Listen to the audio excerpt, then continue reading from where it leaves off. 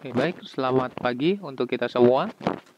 Pada pagi ini kita akan melanjutkan pembahasan kita untuk sesi 2.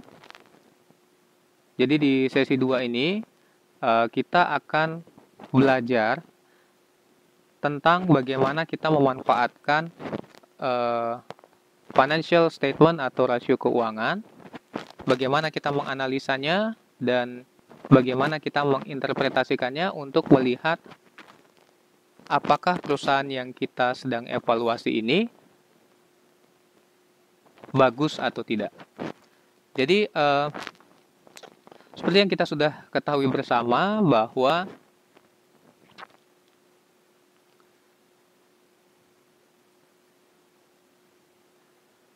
perusahaan itu bisa dinilai apakah perusahaan itu sehat atau tidak itu dilihat dari laporan keuangan. Makanya apa yang dibahas pada pertemuan ini adalah salah satu hal yang penting yang akan dilakukan oleh seorang finance manager, bagaimana dia bisa mengelola perusahaannya nanti dengan berpatokan pada laporan dan analisis keuangan. Jadi modul 2 ini judulnya adalah laporan dan analisis keuangan. Jadi saya masih menggunakan modul edisi sebelumnya, tetapi pada saat Anda nanti sudah menerima modul yang baru, kita akan bicara, kita akan update ya, kita akan update topik yang tidak tercover dalam materi ini. Oke, baik, sambil menunggu saya akan coba untuk upload PowerPoint yang saya sudah siapkan dan sebagai pemberitahuan saya memberikan dua PowerPoint. Satu PowerPoint saya upload di LMS, kemudian PowerPoint lainnya saya berikan di WhatsApp grup kita. Ya, baik, sebentar saya akan upload materi kita. Maksud saya akan share materi saya pada saat ini.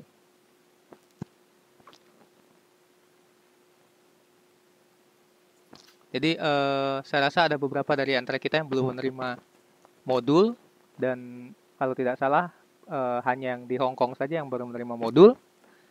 Saya juga hingga saat ini belum menerima modul sehingga saya berpatokan dari apa yang sudah pernah saya ajarkan sebelumnya. Minta maaf juga karena untuk beberapa hari terakhir ini LMS tidak bisa diakses. Saya juga tidak bisa mengakses LMS, demikian juga kita tidak bisa mengakses ruang baca virtual. Baik, saya akan share ya. Tunggu sebentar. Oke, bagi teman-teman yang memiliki akun e-kampus ya, akun e-campus, tolong kalau bisa membantu saya untuk melakukan recording terhadap materi yang diberikan. Minta maaf karena saya sebagai seorang tutor tidak punya akses untuk melakukan recording. Jadi bagi Anda yang sudah buat akun e-campus, Anda bisa merecord ini. Apalagi kalau Anda menggunakan laptop. Oke, mungkin Anda bisa membantu saya untuk maaf merekamnya atau merecordnya ya. Baik, sambil menunggu saya akan upload materi saya ke tempat ini.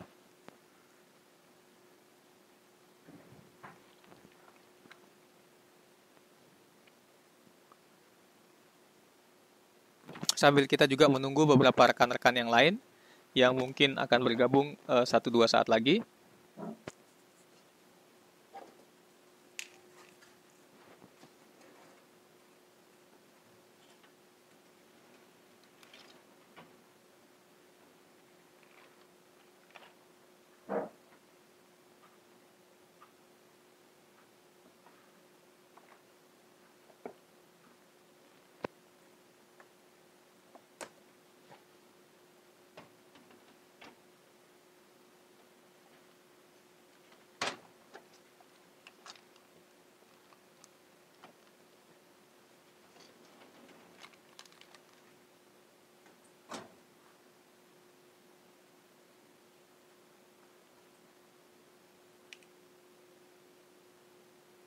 Oke, sambil kita menunggu rekan-rekan kita yang lain, saya akan share materi saya ya.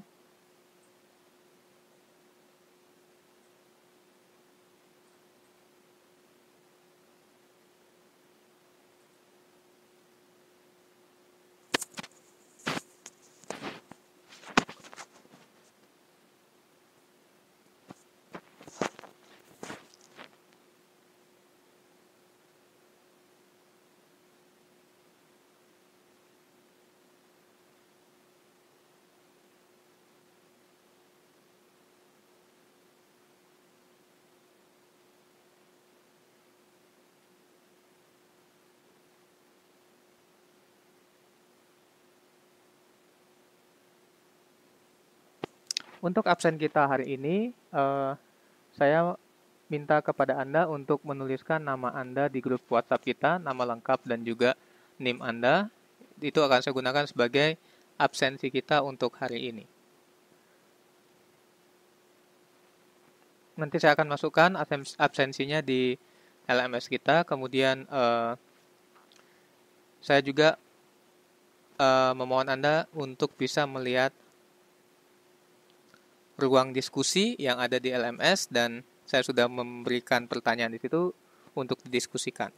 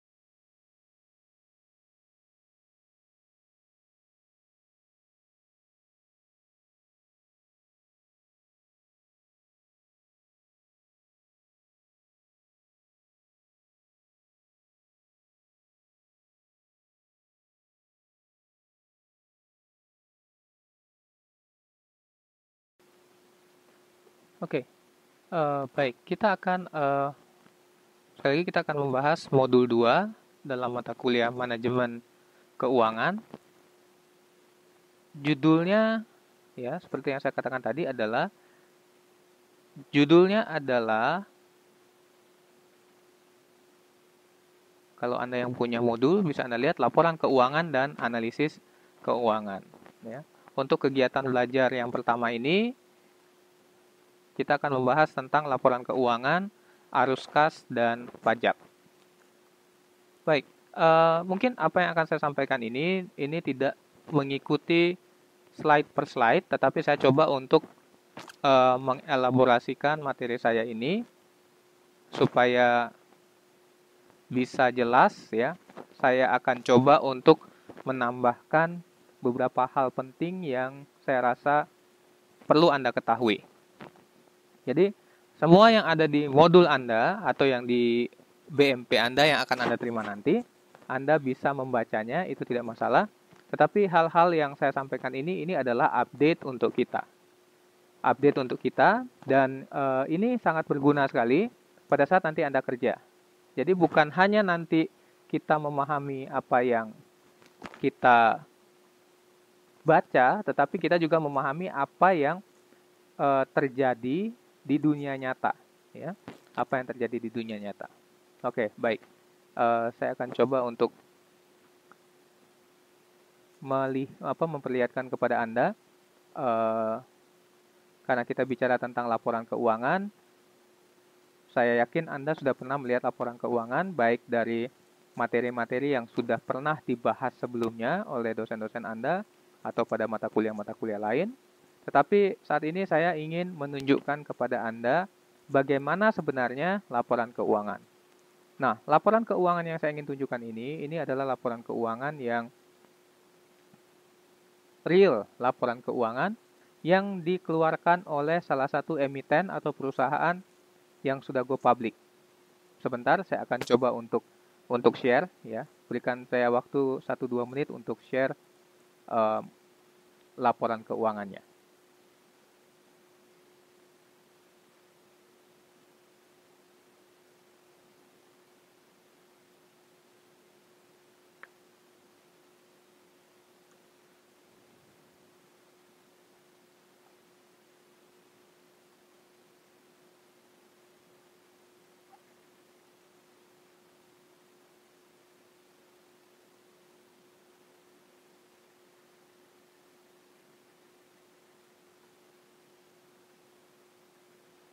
Oke, sementara saya akan share, ya. Mungkin bagi Anda yang punya buku, tolong Anda lihat dulu, ya.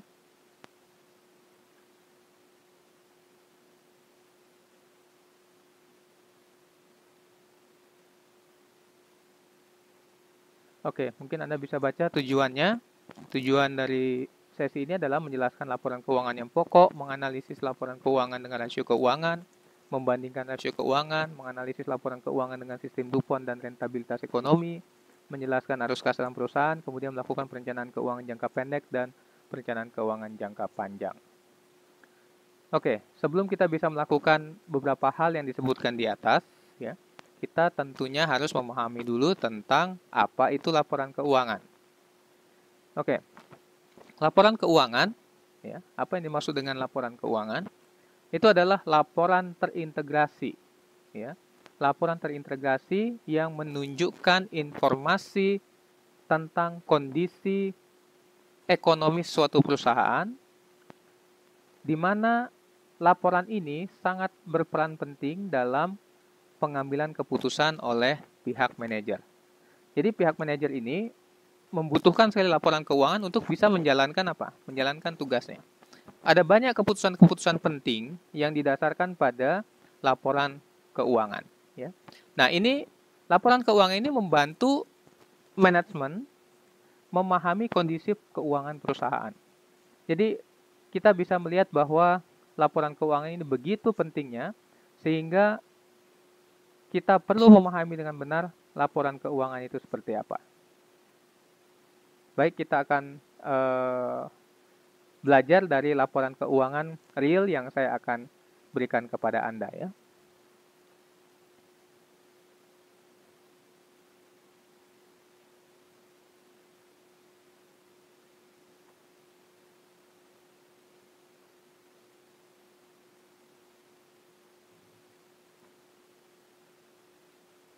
Oke, baik, sebentar saya akan coba share, ya. Jadi kalau Anda lihat di PowerPoint kita itu adalah laporan keuangan yang saya screenshot atau saya ambil itu dari textbook, ya, atau dari buku BMP kita. Tetapi apa yang saya ingin tunjukkan sebentar, ya, itu adalah laporan keuangan yang sesuai dengan apa yang diterbitkan dalam kondisi yang real, ya.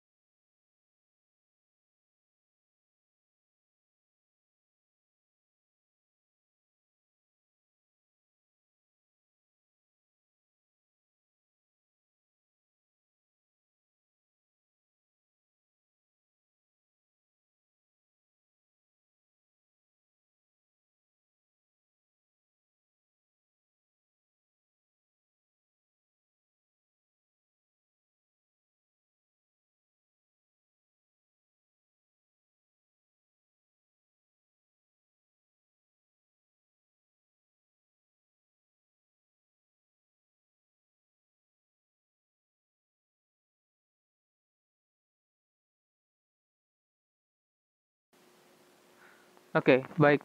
Sebentar, saya sedang mencari saya akan tunjukkan kepada Anda. Ini adalah laporan real dari PT Indofood Tbk.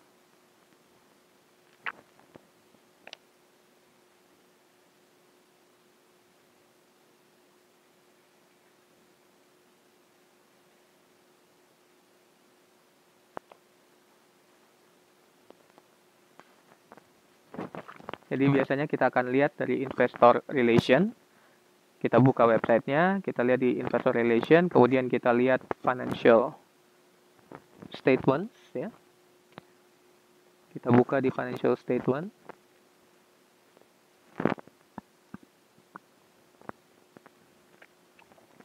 Saya yakin Anda semua mengetahui sekali ini Indofood ini, ya. Banyak sekali produk-produk Indofood yang kita manfaatkan atau kita konsumsi setiap hari.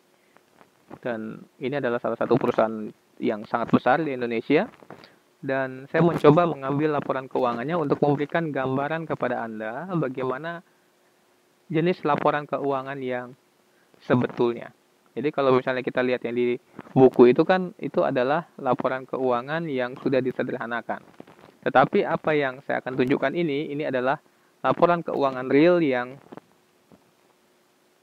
kita bisa lihat sama-sama, ya.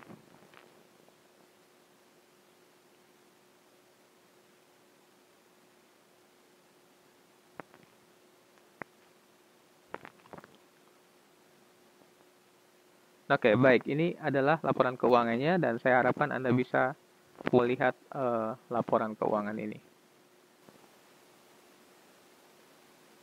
Oke, kita akan coba untuk melihat laporan-laporan keuangan apa saja yang wajib untuk dipublikasikan. Karena PT Indofood Tbk ini adalah perusahaan yang go public, maka perusahaan ini diwajibkan untuk mempublikasikan laporan keuangannya. Kalau kita lihat ya, ada 4 laporan utama yang harus disajikan atau dipublikasikan oleh perusahaan yang go public, mengingat apa yang dibutuhkan oleh investor dan stakeholder terkait ini akan membutuhkan informasi-informasi dari laporan keuangan tersebut. Baik, sebentar saya akan coba untuk memunculkan terlebih dahulu laporan keuangannya. Jadi saya akan coba share dulu laporan keuangannya ya.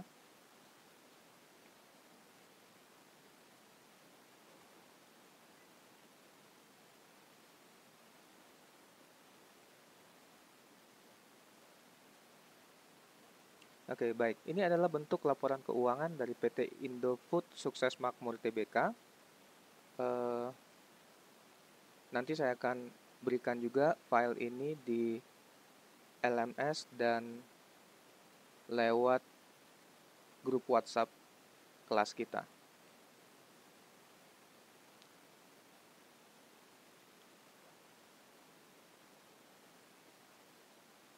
Oke, laporan keuangan ini laporan keuangan yang dibuat untuk tahun 2019.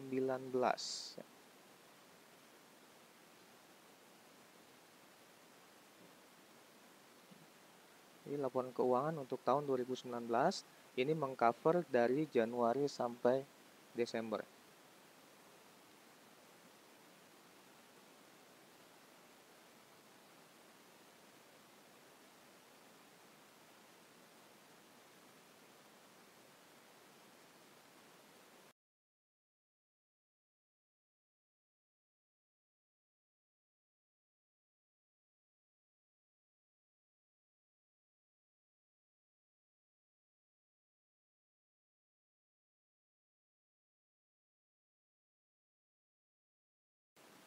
Oke, saya sudah coba untuk memperbesar, mudah-mudahan Anda bisa melihatnya di layar Anda. Jadi ini adalah laporan, kita lihat di daftar isi tadi ya, ada 4 laporan utama yang kita lihat di daftar isi ya. Ini ada laporan-laporan yang disampaikan. Jadi untuk laporan keuangan itu biasanya untuk perusahaan go public harus menyertakan laporan auditor independen. Jadi untuk perusahaan yang go public, pada saat mereka mempublikasikan laporan keuangannya, laporan keuangan ini sudah harus diaudit oleh auditor independen. Tujuannya adalah laporan keuangan ini layak untuk dijadikan sumber informasi bagi stakeholders yang terkait. Jadi kalau kita lihat di sini, ya, fungsi dari atau laporan yang dipublikasikan ini adalah laporan yang betul-betul sudah memenuhi kaidah-kaidah aturan akuntansi yang berlaku di Indonesia. Jadi Indonesia memiliki peraturan-peraturan akuntansi yang harus diikuti pada saat perusahaan itu membuat laporan keuangan, dan tidak sembarangan, ya. Jadi perusahaan ini tidak sembarangan untuk membuat laporan keuangan, harus mengikuti apa? Mengikuti standar akuntansi yang berlaku tersebut.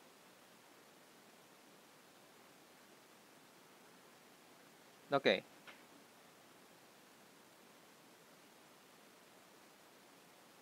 Maaf, saya harus mute sedikit ya.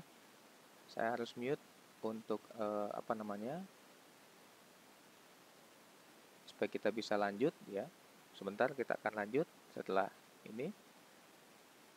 Oke, kalau kita lihat daftar isi ini ada 4 laporan ya, yaitu laporan posisi keuangan consolidation ya, kemudian laporan laba rugi dan penghasilan komprehensif lain konsolidasian, kemudian laporan perubahan ekuitas, laporan arus kas konsolidasian ya. Kenapa ada kata konsolidasian atau consolidated di sini ya? Jadi laporan ini adalah laporan yang memberikan gambaran atau memberikan laporan keuangan dari induk perusahaan dan anak-anak perusahaan yang terkait dengan PT Indofood Sukses Makmur. Jadi kalau kita lihat di sini, ya, kenapa menggunakan consolidated? Karena ini adalah laporan keuangan gabungan dari induk dan anak-anak perusahaan.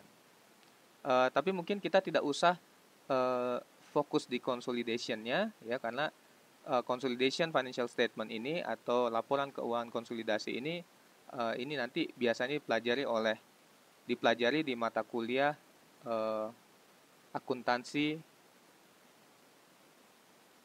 keuangan lanjutan ya, advanced financial accounting.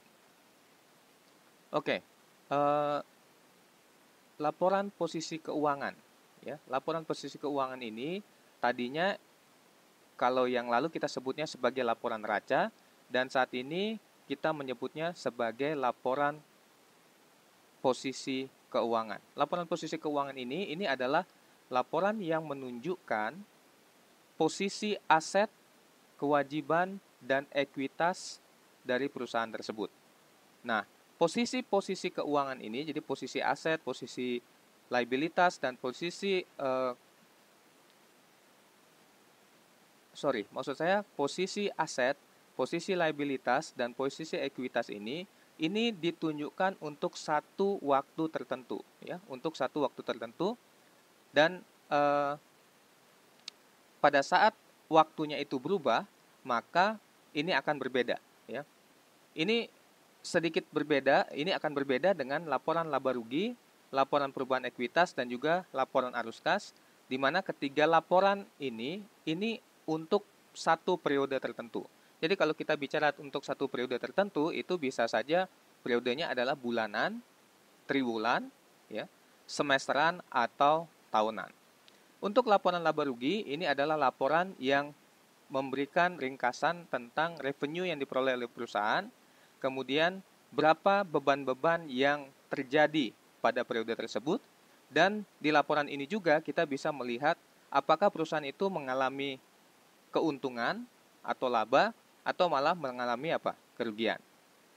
Berikut adalah laporan perubahan ekuitas. Nah, laporan perubahan ekuitas ini adalah laporan yang menunjukkan bagaimana modal dalam perusahaan itu berubah. Ada beberapa hal yang menyebabkan perubahan laporan ini, perubahan ekuitas, yaitu yang pertama adalah keuntungan atau kerugian yang dialami oleh perusahaan, kemudian apabila ada penambahan modal atau pengurangan modal yang terjadi pada periode tersebut.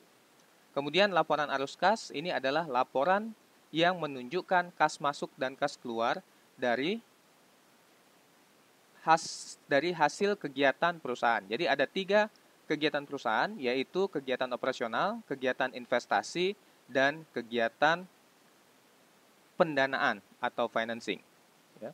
Nah, keempat laporan ini adalah laporan yang wajib untuk diketahui, dipublikasikan, maksud saya, ini adalah laporan yang wajib dipublikasikan kepada stakeholders, dan ini sudah menjadi aturan yang harus ditaati oleh semua emiten yang terdaftar pada Bursa Efek Indonesia.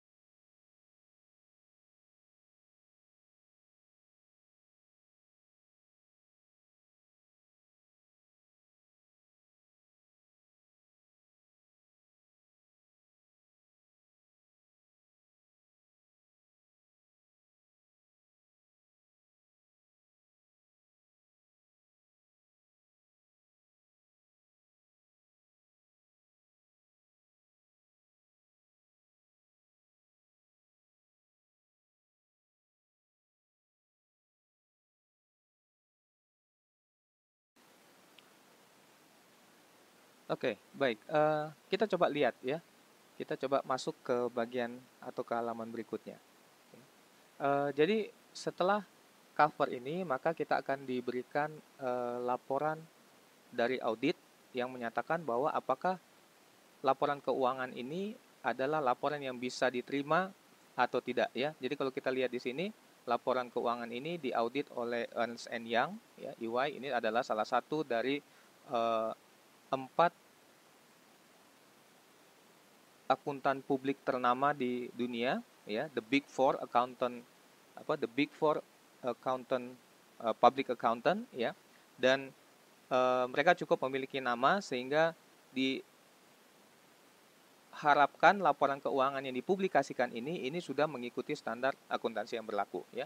Mari kita lihat laporan posisi keuangan. Seperti yang saya katakan tadi ya, laporan posisi keuangan ini adalah laporan ya yang menunjukkan posisi dari aset, liabilities, dan ekuitas pada satu waktu tertentu. Jadi kalau Anda lihat di sini ya, pada tanggal 31 Desember 2019. Jadi ini adalah posisi pada tanggal 31 Desember 2019. Kalau kita rubah tanggalnya, misalnya kita lihat di tanggal 1 Januari 2020 ya, maka posisi ini tidak sama lagi. Kenapa? Karena posisi ini hanya untuk posisi tanggal 31 Desember 2019. Oke. Nah, kalau kita lihat di sini ya, apa saja yang termasuk dalam aset? Tentu saja saya meyakini bahwa Anda sudah memahami, Anda mengetahui apa saja yang termasuk dalam aset. Jadi kalau kita lihat dalam aset ini ada yang namanya aset lancar, ada aset tidak lancar ya. Apa yang masuk dalam aset lancar itu biasanya kita sebut sebagai bagian dari working capital atau modal kerja ya. Itu ada kas dan setara kas, kemudian ada piutang di situ, lalu ada persediaan atau inventory ya. Dan kalau kita lihat di sini ya. Kalau kita lihat di sini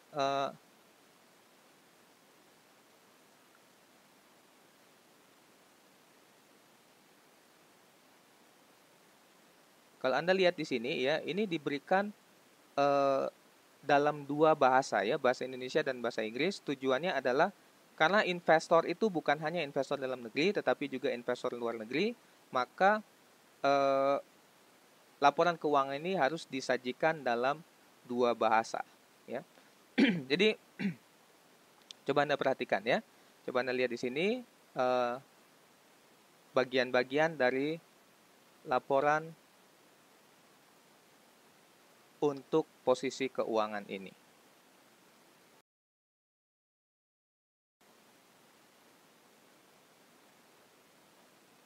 Oke, baik. Jadi jadi ada 3 bagian ya untuk laporan posisi keuangan, yaitu aset, liabilities atau kewajiban, kemudian juga bagian yang ketiga yaitu ekuitas ya. Mari kita lihat untuk bagian yang kedua. Bagian yang kedua yaitu liabilitas dan ekuitas ya.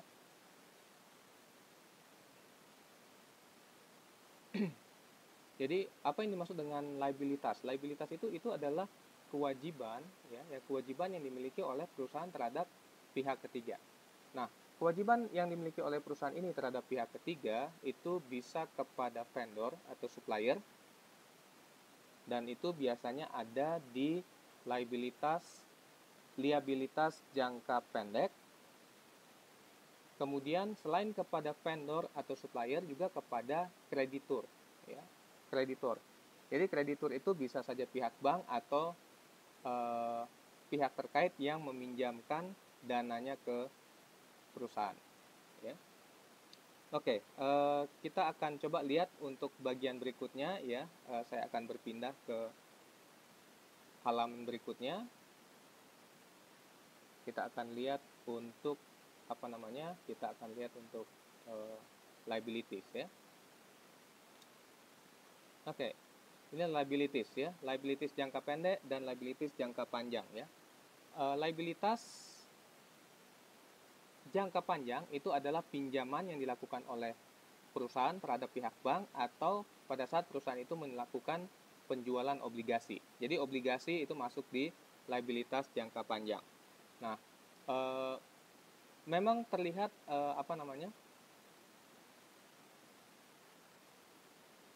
mungkin agak sedikit membingungkan dari satu perusahaan ke perusahaan yang lain. Kalau misalnya kita lihat ini adalah perusahaan consumer goods, ya. Kemudian kalau Anda lihat perbankan dan lain-lain, biasanya ada istilah-istilah khusus yang digunakan berbeda, ya. Tetapi Anda tidak perlu khawatir karena Anda bisa baca di catatan atau notes yang diberikan, ya. Kemudian untuk ekuitas, ya, ekuitas di situ menunjukkan modal dan kepemilikan dari si pemilik perusahaan. Dalam hal ini kalau kita bicara tentang perusahaan yang go public, berarti yang memiliki saham di perusahaan ini itu adalah yang menjadi pemilik perusahaan. Jadi di bagian ekuitas ini ditunjukkan ditunjukkan berapa saham, ya, modal saham, berapa saham yang disetorkan, kemudian kita juga bisa melihat berapa laba yang ditahan, ya, dan total liabilities dan ekuitas itu harus sama dengan total aset, ya. Total liabilitas dan ekuitas itu harus sama dengan total aset. Jadi ini memenuhi persamaan akuntansi di mana total aset sama dengan total liabilitas ditambah dengan total ekuitas, ya. Oke. Kalau misalnya Anda melihat laporan itu tidak sama jumlahnya, berarti ada kesalahan di situ, ya. Jadi perhatikan ini total aset itu harus sama dengan total liabilitas dan total ekuitas, ya. Total liabilitas dan total ekuitas, coba Anda perhatikan ini jumlahnya sama, ya. Ini jumlahnya sama. Perhatikan baik-baik, jumlahnya harus sama.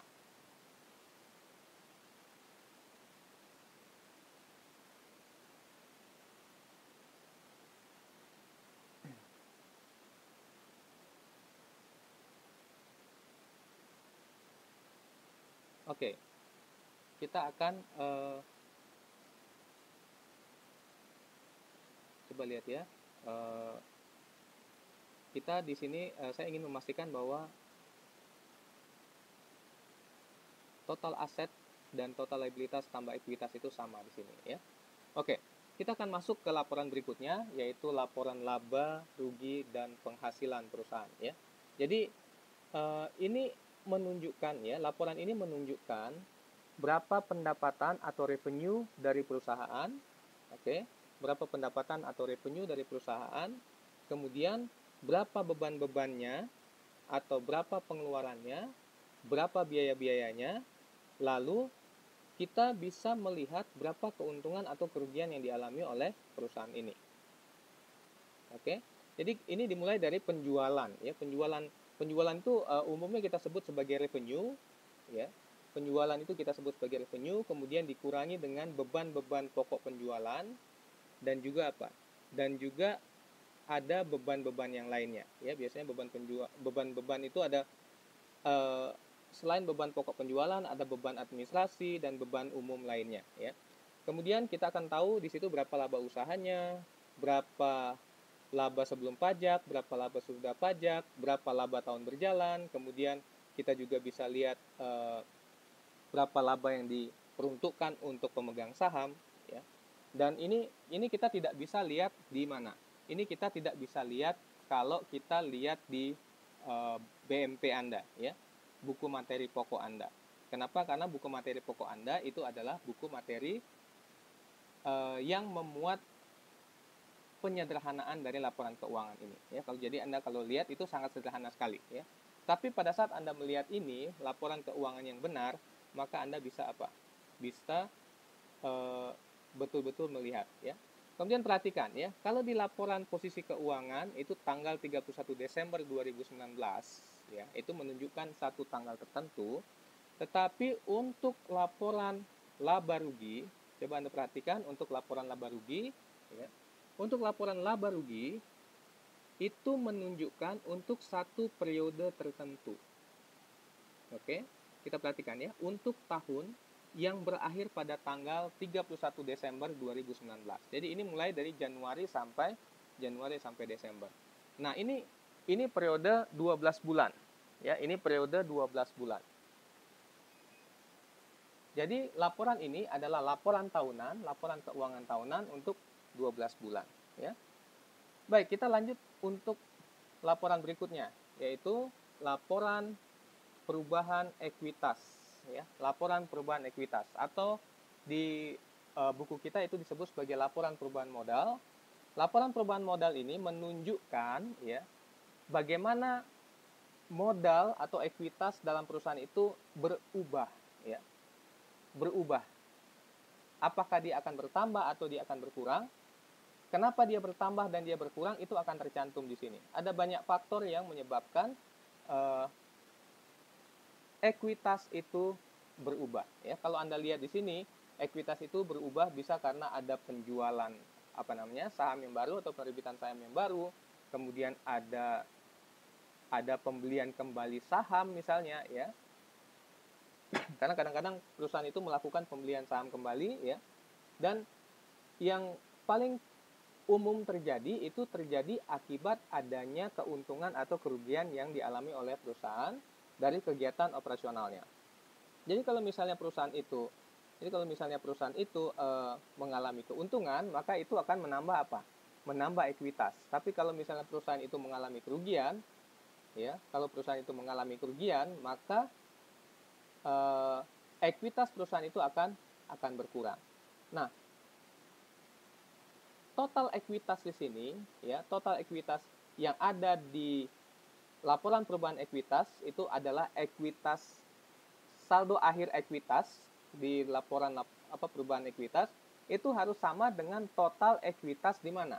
Total ekuitas yang dilaporkan di laporan posisi keuangan. Jadi laporan posisi keuangan di bagian ekuitas untuk totalnya itu di breakdown, ya, di breakdown di laporan ini, ya, di laporan perubahan ekuitas. Jadi di laporan perubahan ekuitas kita bisa lihat laporan perubahan ekuitas itu diawali dengan saldo awalnya, berapa saldo awal ekuitas, kemudian berapa saldo akhir ekuitas. Jadi setelah ada beberapa kejadian atau event yang mempengaruhi, kita bisa lihat di akhir itu berapa hasilnya, ya. Kemudian kita masuk ke arus kas. Nah, arus kas ini adalah laporan yang menunjukkan rangkuman dari kas masuk dan kas keluar yang terjadi, ya. Rangkuman kas masuk dan kas keluar yang terjadi. Nah, kas masuk dan kas keluar ini bisa berasal dari 3 aktivitas, yaitu aktivitas operasi, aktivitas investasi, ya, dan aktivitas pendanaan. Ya. Jadi untuk aktivitas operasi itu dari kegiatan operasional perusahaan, jadi dari penjualan, ya, kemudian beban-beban perusahaan itu termasuk kalau penjualan itu kas masuk dan beban itu kas keluar. Kemudian ada juga dari aktivitas investasi. Aktivitas investasi itu dari kegiatan investasi yang dilakukan, ya, selain dari dan yang berikutnya adalah dari kegiatan pendanaan, ya, atau aktivitas pendanaan. Oke. Nanti total dari Nanti total dari cash tersebut, ya, apakah saldo kas ini akan lebih banyak kas masuknya atau lebih banyak kas keluarnya, itu akan tercermin atau akan sama dengan saldo kas yang ada di laporan posisi keuangan yang ada di aset, ya. Akan sama dengan laporan posisi keuangan yang ada di aset. Jadi kalau kita lihat itu akan sama, ya, itu akan sama. Oke, kalau Anda lihat kasnya, ya, itu akan sama. Oke. Jadi kita bisa cross check, ya, kita bisa cross check. Jadi laporan-laporan yang dibawa itu, ya, laporan perubahan modal itu menunjukkan perubahan ekuitas, ya. Kemudian arus kas itu menunjukkan bagaimana kas itu berubah, ya. Kita lihat kas masuk dan kas keluarnya. Nah, untuk memahami lebih baik tentang laporan ini kita diberikan notes, ya. notes ini adalah catatan-catatan terkait dengan item-item yang ada di laporan keuangan. Anda bisa baca kalau Anda merasa tidak mengerti dengan apa yang dilaporkan. Jadi di samping, biasanya di samping ya, di samping item-item tersebut ada dituliskan di bawah catatan, itu ada notes, ada nomor-nomornya. Nah, Anda ikuti saja nomor-nomor itu akan menunjukkan atau memberikan keterangan tentang item-item yang Anda butuhkan tadi. Ya, itu untuk item-item yang Anda butuhkan.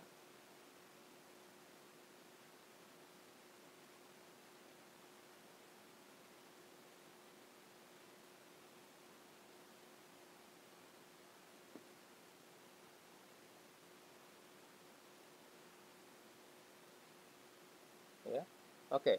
Jadi lihat ini ya, nomor-nomornya, catatannya itu ada di bawah, kita bisa cek nanti ya. Anda kalau perlu nanti Anda bisa cek. Oke. Anda bisa cek nanti. Jadi saya rasa ini tidak, sebenarnya untuk membaca laporan keuangan itu tidak terlalu bermasalah. Kenapa? Karena di laporan itu juga sudah disediakan catatan-catatan yang membantu kita untuk memahami apa sebenarnya maksud dari item-item yang diterangkan atau yang dicantumkan di laporan keuangan tersebut. Ya.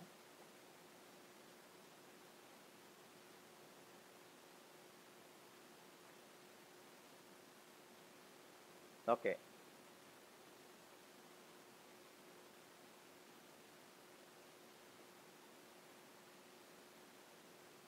Oke, mungkin kita akan break sebentar, ya. Kita akan break beberapa menit.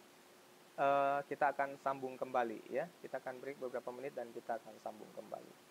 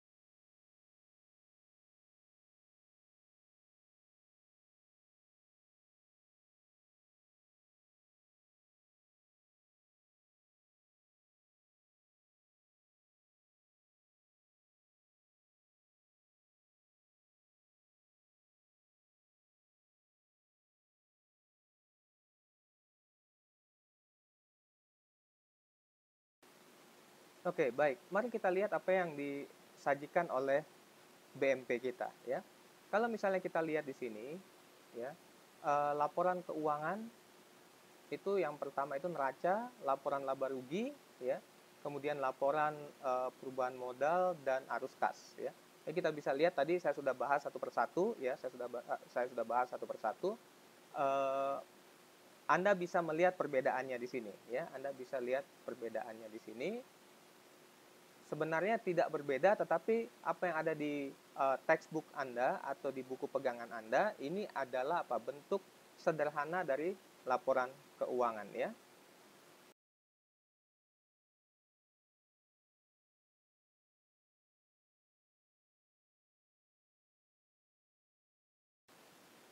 Kita tentunya menyadari bahwa laporan keuangan ini adalah laporan yang sangat penting, menjadi sumber informasi utama baik bagi manajemen maupun bagi investor, ya, dan juga stakeholders yang terkait. Nah, bagaimana kita bisa memanfaatkan laporan keuangan ini sehingga informasi yang ada itu akan maksimal bagi kita.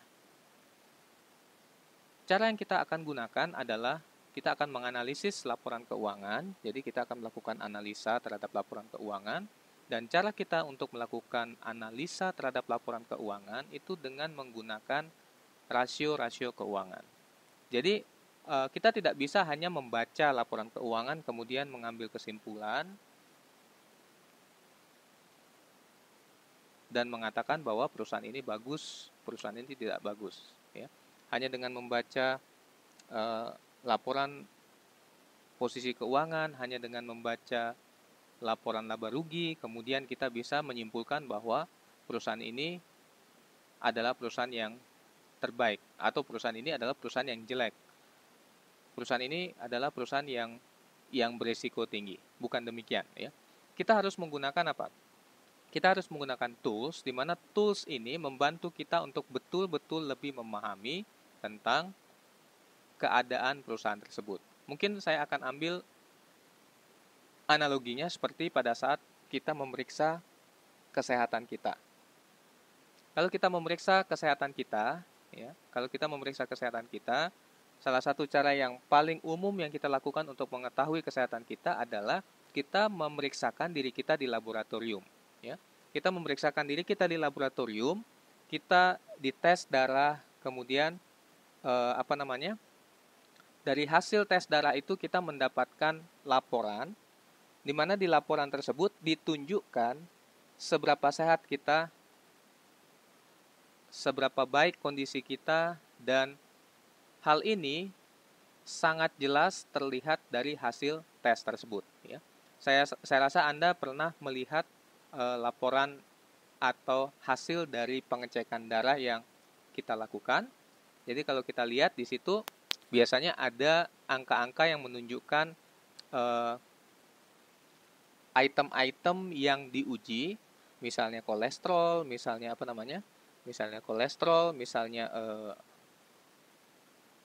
kolesterol, asam urat, ya, dan lain sebagainya. Kolesterol, asam urat, dan lain sebagainya. Dan kita melihat hasil yang kita dapatkan. Untuk bisa mengetahui apakah tubuh kita itu sehat atau tidak, tentu yang bisa kita lakukan adalah kita harus membandingkan dengan yang lain, ya, membandingkan, ada pembandingnya. Jadi, kapan kita tahu asam urat kita ini normal? Kapan kita tahu asam urat kita ini tidak normal? Tentu saja kita harus punya referensi, ya, referensi pembanding. Nah, sama seperti pada saat kita melakukan analisa laporan keuangan, kemudian kita menggunakan rasio-rasio keuangan, maka kita membutuhkan pembanding. Pembanding ini ada dua, ya. Yang pertama adalah kita bisa melakukan yang namanya analisis time series. Analisis time series atau di buku kita disebut analisis horizontal, ya, analisis time series atau analisis horizontal, di mana kita membandingkan nilai nominal dari financial ratio yang kita lihat, ya, dengan apa? Dengan time series, dengan waktu-waktu sebelumnya, ya. Oke, sebelum kita masuk di time series analysis, ya, mungkin kalau kita lihat di buku kita di sini dilihat analisa horizontal ini lebih kepada kita membandingkan, ya, laporan laba rugi kita dengan laporan laba rugi dengan tahun-tahun sebelumnya, ya. Jadi yang kita bandingkan di sini biasanya kita menggunakan nanti persentase, ya. Persentase dengan penjualan itu sebagai base-nya. Jadi yang ditayangkan nanti atau yang ditunjukkan nanti bukan berapa banyak penjualan yang kita dapat, ya. Nanti penjualan itu akan jadi 100%, ya. Tetapi nanti harga pokok penjualan itu berapa persen dari penjualan, ya. Total beban operasi berapa persen dari penjualan, atau laba perusahaan itu berapa persen dari laba bersihnya, berapa persen dari penjualan. Oke. Nah, di sini nanti kita akan melihat ya, kita akan melihat trennya. Apakah akan lebih bagus atau tidak ya. Misalnya untuk nanti harga pokok penjualan misalnya ya. Harga pokok penjualan. Jadi apakah harga pokok penjualan itu akan naik atau turun ya nanti kelihatan di situ. Oke. Baik. Nah, kembali lagi ke financial ratio tadi ya. Financial ratio yang seperti yang saya sudah terangkan tadi, saya katakan bahwa kita bisa membandingkan rasio keuangan ini dengan apa? Dengan rasio-rasio keuangan pada tahun-tahun sebelumnya. Jadi rasio keuangan yang sama kita bandingkan dengan apa yang sudah didapatkan oleh perusahaan pada waktu-waktu sebelumnya. Nah, ini akan memberikan tren kepada kita, menunjukkan trennya. Apakah jadi lebih baik atau tidak lebih baik? Ya. Apakah lebih baik atau tidak lebih baik? Ini ada trennya. Ya. Kemudian, ya, dari sini juga kita bisa melihat, ya, dari waktu ke waktu itu apakah kita ada apakah kita ada perbaikan? Apakah kita ada perbaikan? Ya, tren itu sebenarnya untuk menunjukkan apakah kita dari waktu ke waktu itu semakin baik atau tidak lebih baik atau tidak stabil, ya. Oke. Yang kedua adalah pada saat kita membandingkan rasio-rasio keuangan ini, kita bisa menggunakan yang namanya cross-sectional analysis atau benchmarking namanya, ya. Di mana kita membandingkan rasio-rasio keuangan perusahaan dengan rasio keuangan yang dimiliki oleh kompetitor kita atau kompetitor perusahaan. Jadi kita bandingkan rasio-rasio ini dengan kompetitor kita. Nah, di kompetitor kita ini kan kelihatan, ya. Pada saat kita membandingkan, kita bisa melihat nanti. Ya, kita bisa melihat nanti apakah kita lebih baik dari kompetitor kita atau kita lebih tidak baik dari kompetitor kita. Nah, kalau misalnya kita membandingkan dengan kompetitor, ya, ada beberapa hal yang perlu kita perhatikan. Yang pertama adalah kita harus memilih kompetitor kita itu yang sesuai dengan perusahaan yang kita miliki. Ya, jadi atau perusahaan yang kita pilih. Ya, jadi membandingkan perusahaan dengan perusahaan yang lain itu harus membandingkan perusahaan yang sama dari sisi bobotnya, sama dari sisi bobot itu maksud saya begini ya. Kita tidak bisa membandingkan perusahaan besar dengan perusahaan kecil. Ya. Perusahaan yang sudah maju dengan perusahaan yang masih tradisional. Kita tidak bisa membandingkan yang demikian. Ya. Kita harus membandingkan dua perusahaan yang kira-kira sepadan. Sepadan itu sama ya. Dari besaran asetnya sama, kemudian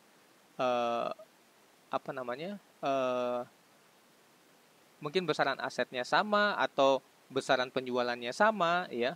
Mungkin kita bisa membandingkan kita bisa membandingkan juga dengan industry average ya. Industry average itu adalah rata-rata untuk industri di mana perusahaan itu berada ya. Jadi kita bisa menggunakan cara ini ya, kita bisa menggunakan cara ini. Oke. Setelah kita melakukan dua analisa ini, baru kita bisa nanti akan mendapati apa? Kita bisa melihat apakah perusahaan ini perusahaan yang baik atau tidak ya. Mungkin ini adalah perusahaan kita, atau mungkin pada saat Anda jadi investor, Anda ingin melihat apakah perusahaan target kita ini lebih baik atau tidak ya. Oke. Kita sudah memahami bagaimana kita menggunakan rasio-rasio keuangan ini untuk bisa menilai suatu perusahaan ya. Nah, biasanya aspek-aspek yang dinilai dari perusahaan ini adalah biasanya dari aspek leverage-nya ya, aspek likuiditas, profitabilitas ya, dan juga dari pasar ya. Oke, kita mulai dengan yang pertama ya, rasio likuiditas.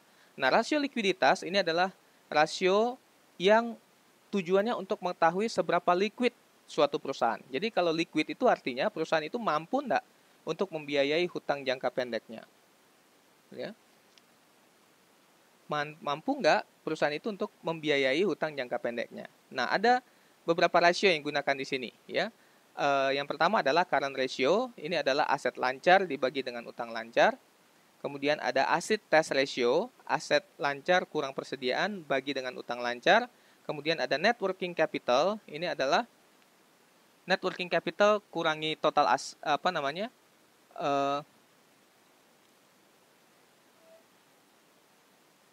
ini modal kerja neto dibagi dengan aktiva total. Oke. Dan yang terakhir adalah rasio yang membandingkan antara kas dan aktiva lancar yang bisa menjadi kas dengan hutang lancar. Jadi cash tambah securities bagi dengan current liabilities ya, cash ratio ya. Cash ratio ini melihat berapa perbandingan cash dengan apa? Dengan current liabilities ya. Nah, masing-masing ratio ini mengukur seberapa liquid perusahaan ya. Jadi hal-hal yang cepat untuk jadi uang itu biasanya ada di aktiva lancar atau di aset lancar. Misalnya account receivable atau piutang ya, itu cepat menjadi cash ya.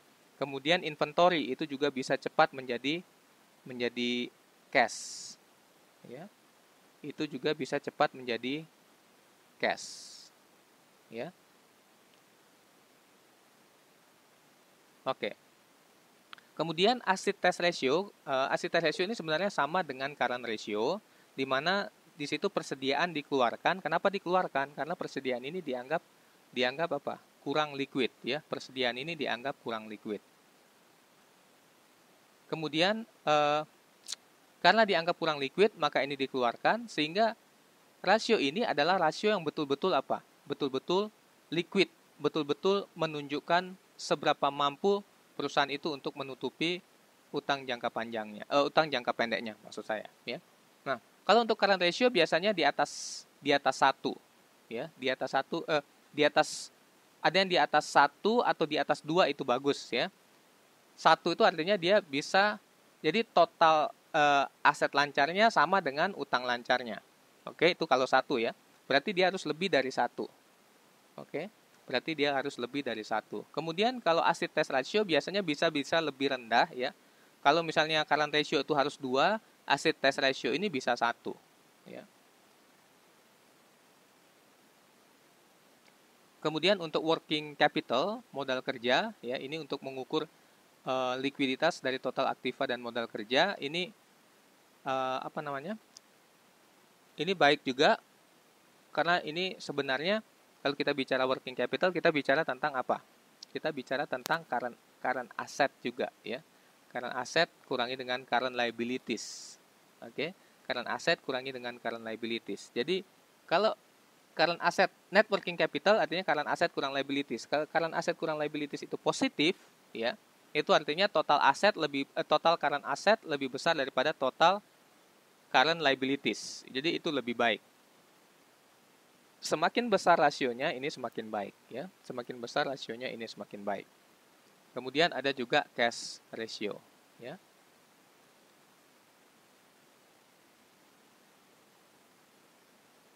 Oke.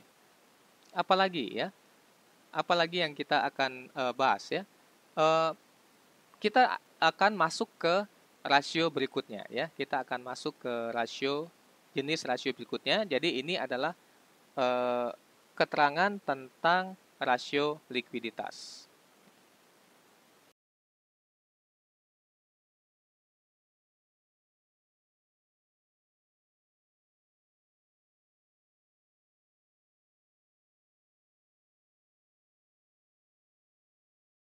Ini adalah rasio profitabilitas. Nah, rasio profitabilitas ini untuk mengukur efektivitas perusahaan dalam mendapatkan keuntungan, ya. Mengukur keefektivitasan perusahaan, seberapa efektif perusahaan itu untuk mendapatkan keuntungan. Jadi di sini ada rentabilitas modal sendiri, ya. Itu artinya laba setelah pajak bagi dengan modal sendiri. Berarti ini menunjukkan seberapa efisien perusahaan itu menggunakan modal untuk mendapatkan laba ya. Nah, ini nama lainnya adalah return on equity Ya, nama lainnya adalah return on equity. Kemudian ada juga laba setelah pajak. Maaf, maaf ya.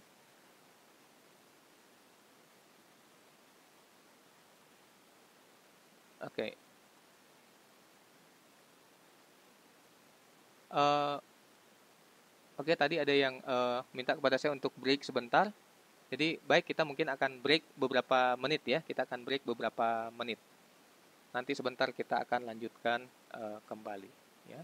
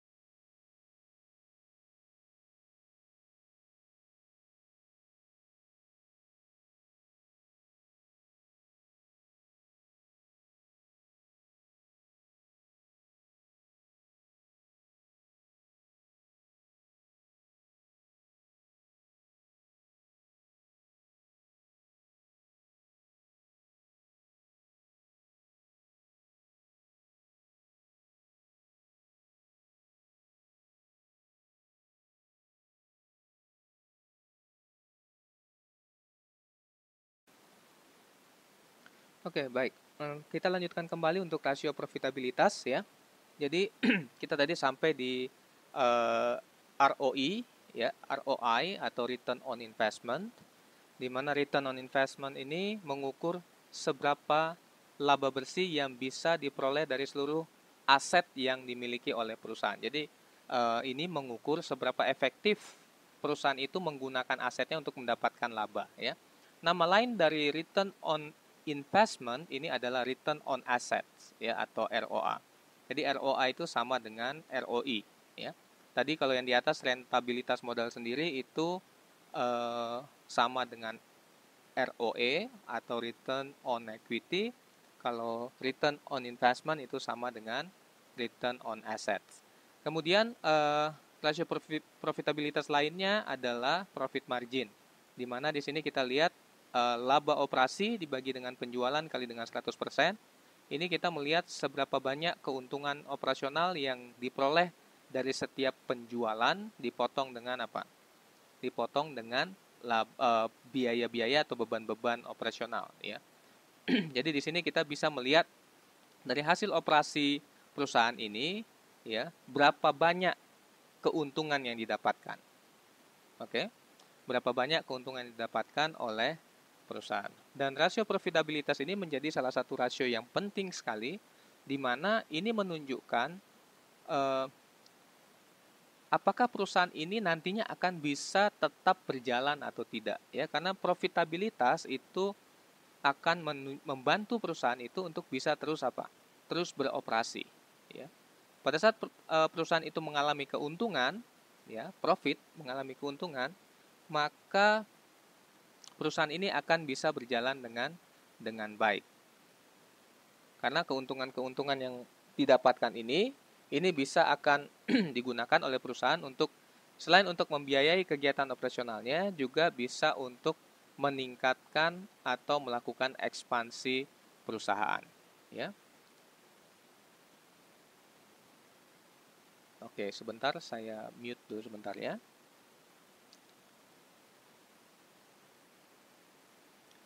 Oke, berikutnya adalah rasio leverage. Ya, rasio leverage ini mengukur seberapa jauh aktiva atau aset perusahaan itu dibiayai oleh hutang. Oke, seberapa jauh aktiva atau aset perusahaan itu dibiayai oleh hutang. Ya, jadi di sini ada debt ratio. Debt ratio ini adalah total utang dibagi dengan total aset. Jadi ini melihat tingkat besaran utangnya. Ya, ini melihat tingkat besaran utangnya. Kemudian ada debt to equity ratio. Total kewajiban dibagi modal sendiri, menggambarkan perbandingan hutang dengan modal sendiri. Kemudian ada time interest earn ratio. Ini mengukur seberapa banyak laba operasi untuk membayar beban bunga. Ya. Kemudian DSC ini untuk melihat kemampuan perusahaan dalam memenuhi beban tetapnya, termasuk untuk anggaran pokok pinjaman. Oke, dalam hal ini di sini mempertimbangkan tentang tax, ya.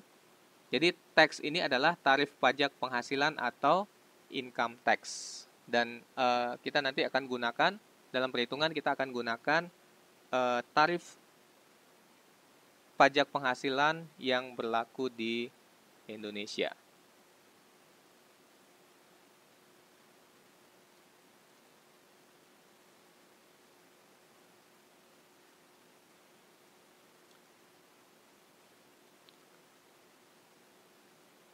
Oke, baik. Jadi rasio leverage ini penting sekali. Kenapa? Karena rasio ini sebenarnya menunjukkan juga risiko dari perusahaan. Ya, semakin tinggi rasio leverage-nya, itu menunjukkan bahwa perusahaan itu semakin beresiko. Kita tahu bahwa yang yang memiliki perusahaan yang memiliki hutang lebih banyak itu tentu saja peluang untuk mengalami kebangkrutan itu lebih besar. Dan biasanya masing-masing misalnya investor ya, mereka sudah punya kriteria sendiri menentukan perusahaan mana yang mereka akan ambil dengan melihat resikonya ya, dengan melihat kriteria resikonya.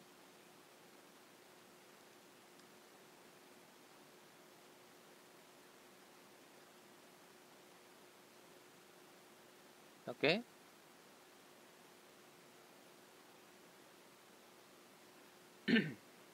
Sekali lagi, semakin tinggi rasio leverage, itu misalnya debt ratio atau debt to equity ratio, itu menunjukkan resikonya semakin tinggi, sehingga kita, pihak manajemen misalnya, harus lebih concern lagi kalau mendapati rasio utang itu tinggi. Kemudian investor juga berhati-hati bila melihat ada perusahaan yang menjadi incarannya dan debt ratio-nya atau debt to equity ratio-nya tinggi, ya. Oke, kita akan masuk ke rasio yang berikutnya, ya.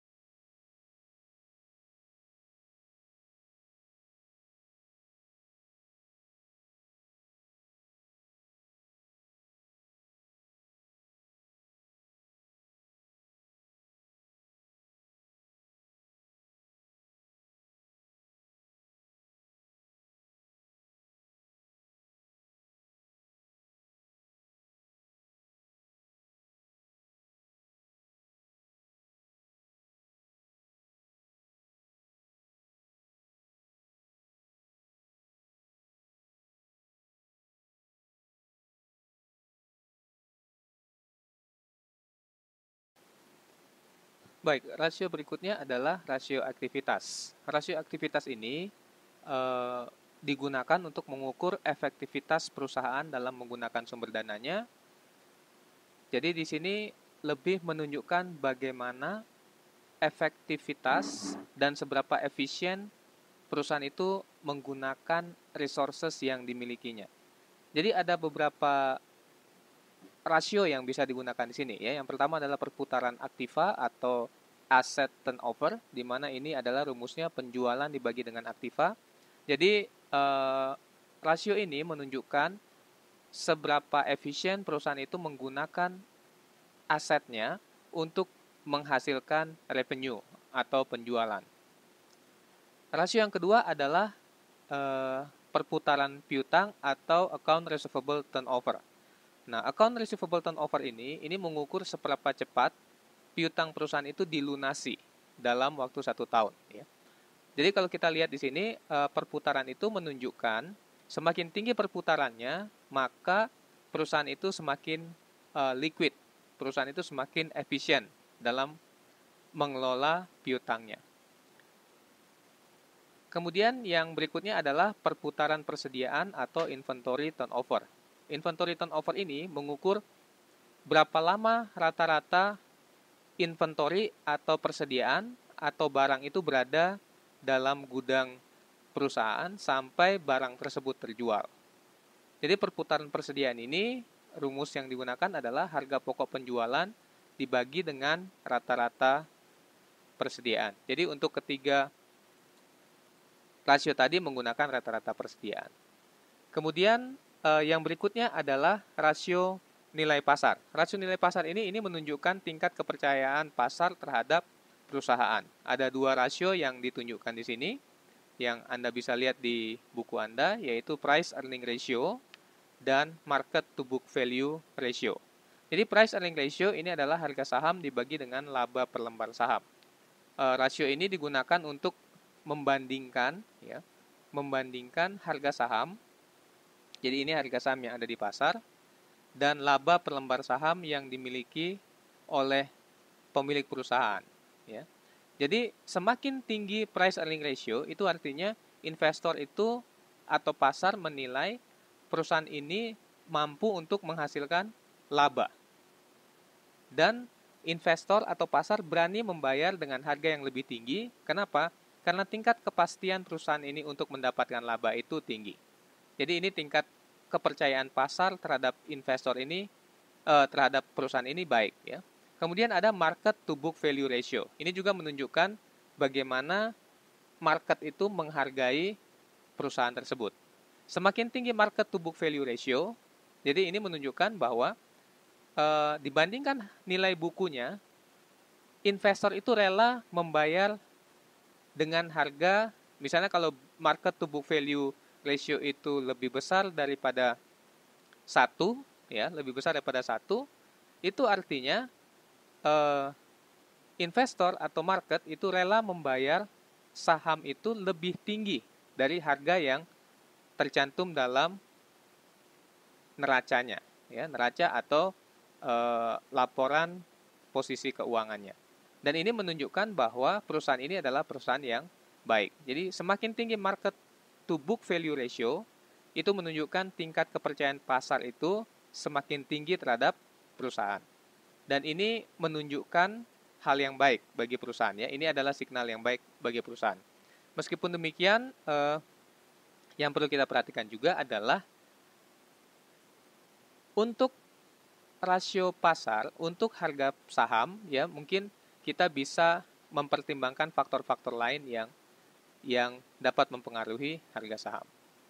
Berikutnya adalah analisis DuPont. Analisis DuPont ini sebenarnya adalah analisis untuk menghitung return on asset dan return on equity, tetapi dengan membreakdown rumus-rumus yang ada, ya, membreakdown rumus-rumus yang ada. Jadi analisis DuPont ini digunakan untuk mempertajam analisis rasio dengan memperhatikan profitabilitasnya, lebih cenderung memperhatikan profitabilitasnya, ya. Oke, mungkin Anda bisa baca di buku Anda nanti, ya, tentang analisis DuPont ini. Dan sekali lagi, kalau Anda lihat rumusnya, ini Anda akan dapat menghitung return on asset dan return on equity itu dengan sama persis seperti rumus yang kita gunakan di awal tadi.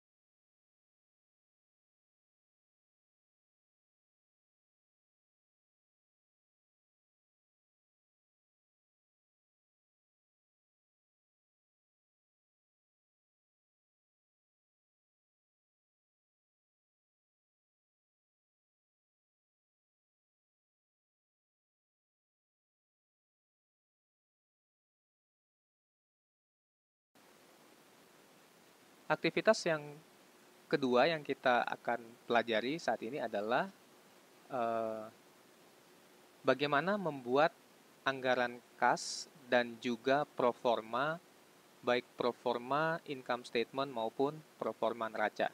Ya. Jadi perusahaan ini, kalau kita lihat perusahaan ini memiliki rencana ya, ada planning. Rencana itu dibagi menjadi rencana jangka panjang, kemudian rencana jangka pendek, jangka menengah, dan rencana jangka pendek. Nah, rencana jangka panjang ini sifatnya lebih abstrak dibandingkan dengan rencana jangka pendek atau jangka menengah. Jadi kalau kita lihat nanti ya, apabila kita membandingkan atau kita masuk kepada perencanaan jangka pendek itu akan lebih kuantitatif karena di situ lebih teknis. Jadi akan dijabarkan, di breakdown bagaimana caranya untuk mencapai apa? Untuk mencapai perencanaan yang sudah ditetapkan. Oke, kita akan belajar untuk menggunakan bagaimana kita membuat kita membuat anggaran kas, ya, membuat anggaran kas, dan untuk membuat anggaran kas ini kita tentunya memerlukan beberapa informasi-informasi. Oke.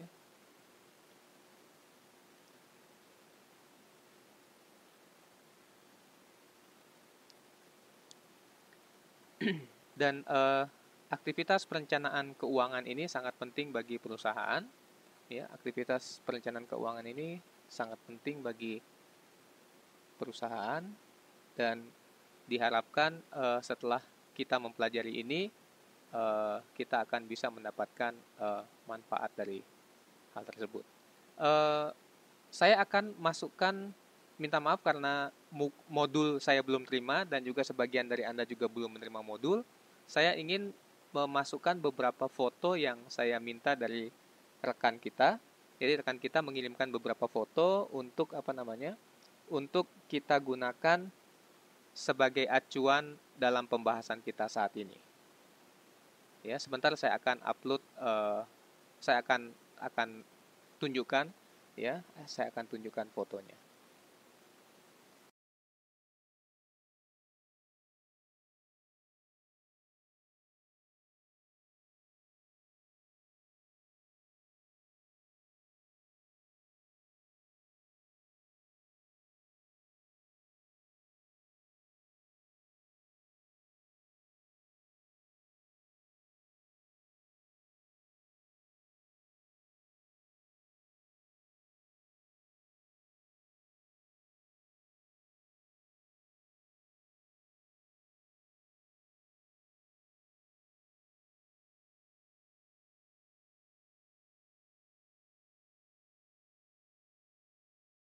Gambar 21 ini menunjukkan arus kas perusahaan industri. Uh, jadi Anda coba bisa melihat ya, bisa melihat bagaimana alur kasnya ya. Oke, jadi kas di sini ya. Kas di sini dimulai dengan melakukan pembelian ya, pembelian bahan baku. Jadi kalau kita lihat pembelian bahan baku, jadi ada pembelian bahan baku ini bisa saja kalau kita lihat di sini ini bahan bakunya dibeli dalam bentuk tunai dan juga hutang dagang ya. Kemudian bahan baku ini diproses, setelah diproses menjadi persediaan barang baku ya, barang jadi, dan setelah itu menjadi penjualan ya. Penjualan ada penjualan tunai dan ada penjualan kredit, di mana kalau penjualan kredit itu akan masuk ke piutang dan seterusnya ya. Oke. Jadi setelah jadi piutang ya, ditagih baru dia akan menjadi kas kembali. Oke. Kemudian kas ini juga digunakan untuk pembayaran gaji dan biaya ya. Ada pembayaran hutang gaji juga. Oke. Dan juga ada biaya administrasi dan penjualan. Lalu kas ini juga digunakan untuk pembelian aktiva tetap dan kas juga bisa didapatkan dari penjualan aktiva tetap. Ya, kemudian ada pembayaran untuk pinjaman dan juga ada pinjaman, ini cash flow dari investing activities, dan ini adalah modal sendiri. Ini dua ini untuk ini dua ini adalah untuk kegiatan financing ya, baik pembayaran dividen maupun penjualan saham ini. Ya, investasi ini maksudnya adalah penjualan saham. Ini adalah arus kas untuk perusahaan industri. Oke, jadi dengan model tersebut, jadi kita bisa lihat perusahaan itu perlu dana atau bagaimana keuangannya, alur keuangannya, ya. Jadi kelihatan sekali alur keuangannya. Dan mari kita lihat skenario yang diberikan berikut untuk memproyeksikan laporan yang akan dibuat. Ya, Anda bisa lihat di sini, ya, dari A sampai J itu adalah skenario yang dibuat untuk memprediksi perencanaan di waktu yang akan datang. Ya, kita bisa baca, Anda bisa baca. Nah, kalau Anda baca lebih lanjut, maka buku kita akan membantu untuk menghitung, ya, melakukan perhitungan, baik untuk menghitung penjualan, kemudian harga pokok penjualan, lalu laba operasional, biaya-biaya, dan lain sebagainya, sehingga kita nanti bisa membuat kita bisa membuat perencanaan terkait. Misalnya adalah anggaran kas dan juga proforma, baik itu proforma laba rugi maupun proforma neraca. Ya. Jadi data-data tersebut biasanya dimiliki oleh perusahaan untuk memproyeksikan laporan-laporan yang akan dibuat oleh perusahaan. Dan ini adalah sangat penting karena dengan perencanaan ini akan menjadi guideline bagi perusahaan. Jadi perusahaan akan mengikuti arahan perencanaan ini supaya perusahaan bisa mendapatkan keuntungan dari kegiatan yang dilakukannya, khususnya adalah kegiatan operasionalnya.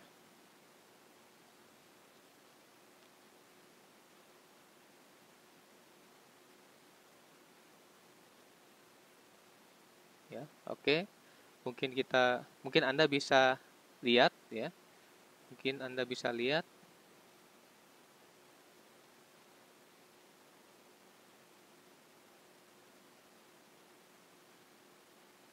Silakan Anda baca untuk lebih jelasnya, ya.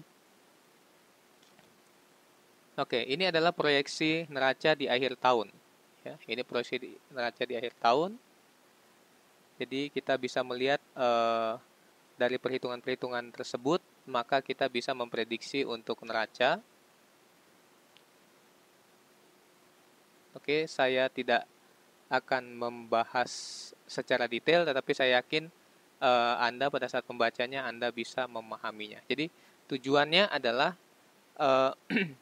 perusahaan akan membuat proyeksi neraca dan juga proyeksi laba rugi untuk bisa membantu perusahaan dalam membantu manajemen, maksudnya dalam menjalankan perusahaan tersebut.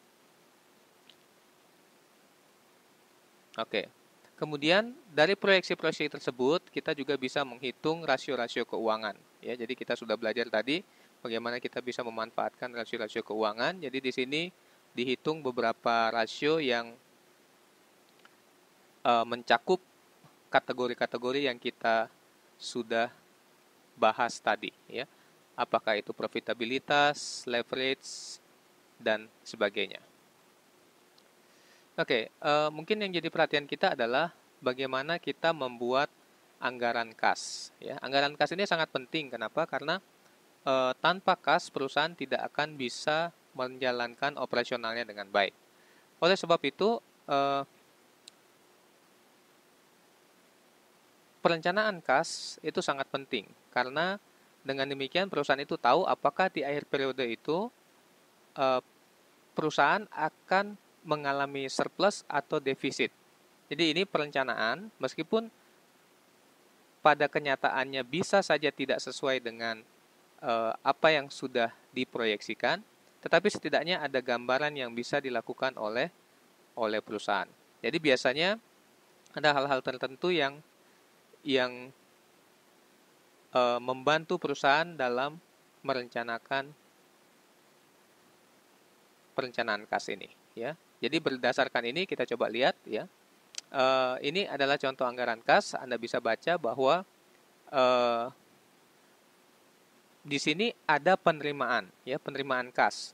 Jadi di anggaran kas di sini yang bagian pertama adalah penerimaan kas, kemudian bagian yang kedua adalah pengeluaran kas. Pengeluaran kas itu termasuk adalah pembelian barang, kemudian juga dengan biaya-biaya yang terjadi, dan juga apabila akan ada pengeluaran atau pemasukan kegiatan investasi dan lain-lainnya, ya. Jadi Anda bisa baca rincinya. Ini adalah anggaran kas untuk Oktober, November, dan Desember, ya. Contohnya saja penjualan ini 30% tunai di bulan berjalan, 70% dibayar berikutnya. Jadi Anda lihat kalau bulan Oktober itu dari penjualan 150 berarti 30%-nya tunai, yaitu 45, ya. Kemudian 70% itu adalah yang dikoleksi dari piutang bulan September. Itu 84. Jadi total penerimaan kasnya adalah 129. Sedangkan kalau untuk pembelian barang itu adalah 80% dari penjualan yang akan datang. Berarti itu 80% kali 180. Makanya dapat 144. Dan ini berlaku perhitungannya untuk bulan November dan Desember juga. Oke. Nah, ini kelanjutannya, ya. Jadi selain pembelian, ada juga ada juga pembayaran gaji, ada pembayaran bunga, ada, sehingga total jumlah pengeluarannya sekian. Kemudian surplus atau defisit ini didapatkan dari selisih antara kas masuk dan kas keluar, ya. Jadi jumlah kas yang masuk dikurangi dengan jumlah kas yang keluar, kita akan dapat apakah itu akan surplus atau defisit. Kemudian kalau kita lihat juga perusahaan memiliki kebijakan bahwa perusahaan itu memiliki saldo kas awal itu sebesar 20, ya. Nah, kalau kita lihat di sini ada defisit sebesar 6. Berarti sisa saldo itu sisa 14. Padahal minimal kas itu harus berapa? Harus 20. Berarti harus ada apa? Pinjaman sebesar 6, ya. Untuk menjaga agar saldo kas itu tetap 20. Jadi di sini perusahaan tahu bahwa Oktober itu perusahaan direncanakan akan melakukan pinjaman supaya memenuhi apa? Memenuhi kebijakan keuangan yang telah ditentukan oleh manajemen perusahaan, ya. Demikian juga untuk bulan November dan bulan Desember. Jadi tidak ada kalau kita lihat di sini, ya, bulan Oktober dan November itu defisit, ya. Sedangkan untuk bulan November itu tidak ada tidak surplus ataupun tidak defisit. Oke. Saya rasa kalau kita baca pelan-pelan lagi Anda akan bisa memahaminya dengan sebaik-baiknya, ya. Oke. Nah, ini adalah laporan rugi laba pro forma. Jadi ini biasanya menggunakan persentase dari laporan keuangan yang sebelumnya, ya. Oke, jadi datanya Anda bisa lihat di datanya Anda bisa lihat di data yang ada di buku, ya. Jadi perhitungan-perhitungannya juga sudah dijelaskan di sana, sehingga Anda akan bisa memahami angka-angka ini dapatnya dari mana. Oke. Oke, baik. Dan yang terakhir adalah laba rugi pro forma, ya. Ini adalah neraca akhir September, sedangkan kita PT ANA ini akan dibuatkan proformanya untuk bulan selanjutnya, ya. Untuk bulan selanjutnya, jadi ada perhitungannya seperti yang sudah ditunjukkan di buku Anda. Dan di tabel 29 kita akan lihat neraca proforma dari PT ANA. Nah, tujuan dari dibuatnya neraca performa ini yang disebut sebagai profit planning, ya. Ini yang disebut sebagai profit planning, perencanaan profit. Dari sinilah perusahaan diharapkan setelah menjalankan operasionalnya, maka hal inilah yang bisa dicapai oleh perusahaan, ya. Mari kita lihat tabel 2.9. Tabel ini menunjukkan, ya, ini tabel ini menunjukkan neraca proforma dari PT ANA untuk akhir Desember 2016.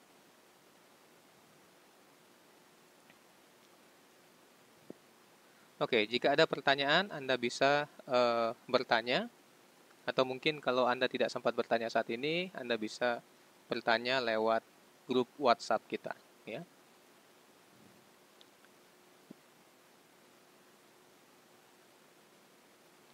Oke, baik. Saya rasa karena waktu kita sudah habis, saya rasa sekian dulu pertemuan kita pada sesi yang kedua ini. Kita akan bertemu kembali pada sesi ketiga di minggu yang akan datang. Saya mengucapkan selamat menjalankan ibadah puasa bagi Anda yang menjalankannya. Selamat siang dan sampai ketemu lagi pada pertemuan yang akan datang. Terima kasih.